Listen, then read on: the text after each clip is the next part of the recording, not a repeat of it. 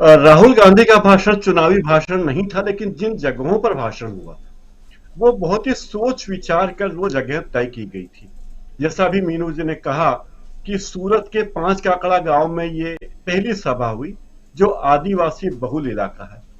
दुर्भाग्य की बात यह रही कि इसी इलाके में जब कोरोना काल था तब एक महीने में 110 मौतें इस गांव के आसपास हुई थी। बड़ी विभीषिका इस इलाके के गांवों ने देखी है कोरोना काल में। तो राहुल गांधी या कांग्रेस पार्टी ने यह तय किया कि ऐसी जगह मीटिंग की जाए जो आदिवासी बहुल गांव हो, जहां लोग राहुल गांधी को सुनना चाहते हो, भले ही बहुत बड़ी भीड़ न दिखे।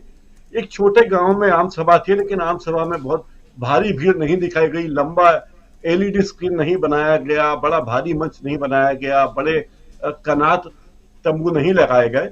सीधी सादी चुनावी सभा थी आदिवासी इलाके की। और वहां राहुल गांधी ने जो बातें कही वो बातें महत्वपूर्ण इसलिए है कि उन्होंने वो सारी बातें आदिवासियों से संबंधित उठाई और बताया कि देश के दूसरे इलाकों में आदिवासी भाइयों को क्या कष्ट हो रहा है। और ये पूरा इलाका जिस इलाके में राहुल गांधी की सभा हुई वो इलाका मध्य प्रदेश से सटा हुआ है, ज्यादा दूर नहीं है। और मध्य प्रदेश में भी आदिवासी बड़ी संख्या में रहते हैं, और खासकर झाबुआ अलीराजपुर जिलों में तो आदिवासियों की संख्या, उनकी आबादी का प्रतिशत करीब 85% है। तो ऐसे इलाके को उन्होंने चुना जिसका असर दूरगामी परिणाम होगा, मध्य प्रदेश में भी उसका असर होगा। और मध्य प्रदेश की सरकार भी हिली हुई है, नए कानून बना रही, कुछ इस तरह के फजीते कर रही कि हम आदिवासियों के हित में हैं। हमारे मुख्यमंत्री, मध्य प्रदेश के मुख्यमंत्री भी कुछ जा रहे हैं, आदिवासी इलाकों में दौरा कर रहे हैं जो सूरत के काफी करीब। और ये एरिया भले अलग अलग हो, अलग राज्यों में हो, लेकिन उन लोगों के रोटी बेटी के संबंध, आने जाने का संबंध रोज का है। तो ये अगर नक्शे पर न देखे तो लगेगा कि ये बहुत ही मिले जुले लोग हैं, लगभग एक ही राज्य के हैं, एक जैसी भाषा बोलते हैं आदिवासी, मध्य प्रदेश के हो या गुजरात के हो। तो ये जगह बहुत सोच समझ कर रखी गई थी। और वहां राहुल गांधी ने जो बातें कही वो चुनावी नखरे, चुनावी अंदाज, जो आजकल टीवी चैनलों की भाषा है कि ललकार, फूंकार, दहाड़, ऐसी कोई बात नहीं थी। उन्होंने बिल्कुल सीधे साधे तरीके से अपनी बात कही। दूसरी बात, जब वे राजकोट में गए तो ये बात देखी कि राजकोट में उन्होंने जो बातें कही, उन्होंने राजकोट के लोगों की नब्ज पकड़ी।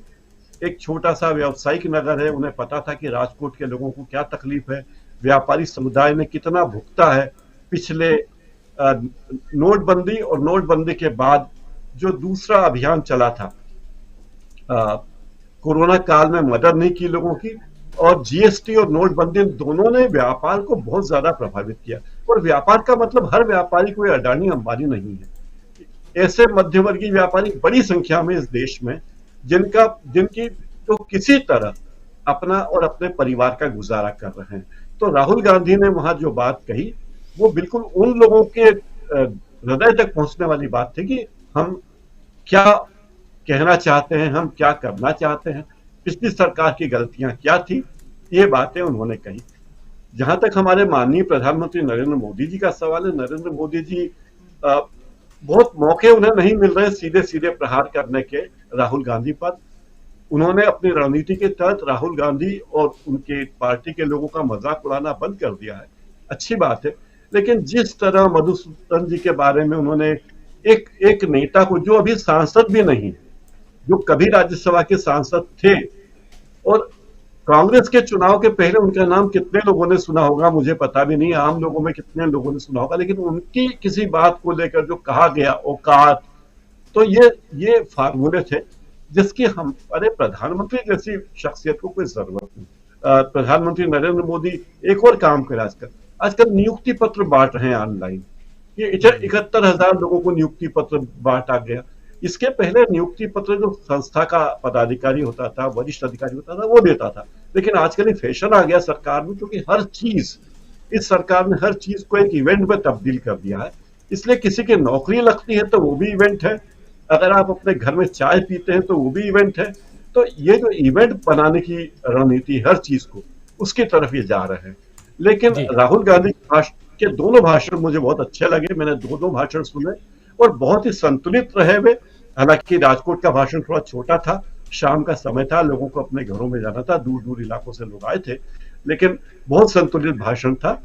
और उसके पहले सूरत के वो महुआ गांव का जो भाषण था, उस भाषण के साथ एक बात थी कि थोड़ा विलंब से शुरू हुआ, लेकिन बड़ी संख्या में लोग वहां थे और राहुल गांधी ने खुलकर अपनी बातें वो कही जो आदिवासियों के मन को छू जाए। तो मुझे लगता है कि राजनीतिक भाषण तो थे राहुल गांधी के, लेकिन उनका अंदाज राजनीतिक नहीं था, उनका अंदाज एक दार्शनिक का था और एक राष्ट्रीय पार्टी के नेता का था जो दूरगामी सोच रखता है। ये मेरा विचार है।